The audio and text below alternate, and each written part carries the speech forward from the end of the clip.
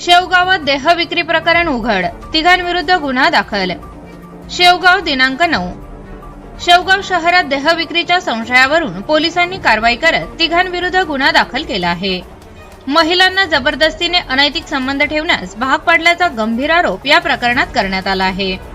Police सूत्रांकडून मिळालेल्या माहितीनुसार 8 एप्रिल 2026 रोजी रात्री सुमारे 9:15 वाजण्याच्या सुमारास शेवगाव नेवासा मार्गावरील सूर्या लॉजिंग मध्ये ही घटना घडली।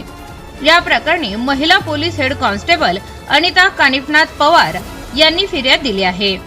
या फिर्यादीवरून नारायण अंकुश झाडे राहणार भेंडा ऑफिस जवळ शेवगाव, विशाल अर्जुन व्यवहारे राहणार नवीन दहिफळ तालुका शेवगाव आणि प्रवीण सुरेश लांडे राहणार शेवगाव यांच्या विरुद्ध भारतीय न्यायसंहिता कलम 143(3) तसेच स्त्री व मुली अनैतिक व्यापार प्रतिबंधक अधिनियम 1956 च्या कलम 3, 4, 5, 7 व 8 अन्वये गुन्हा नोंद करण्यात आली आहे।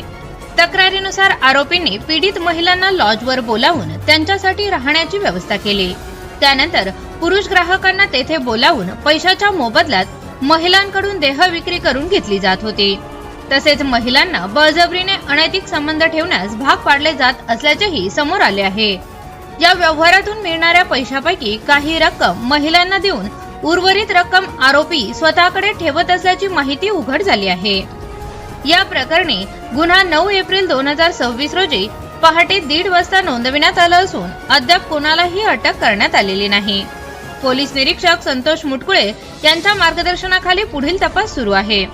Bureau report ATV news Ahilyanagar.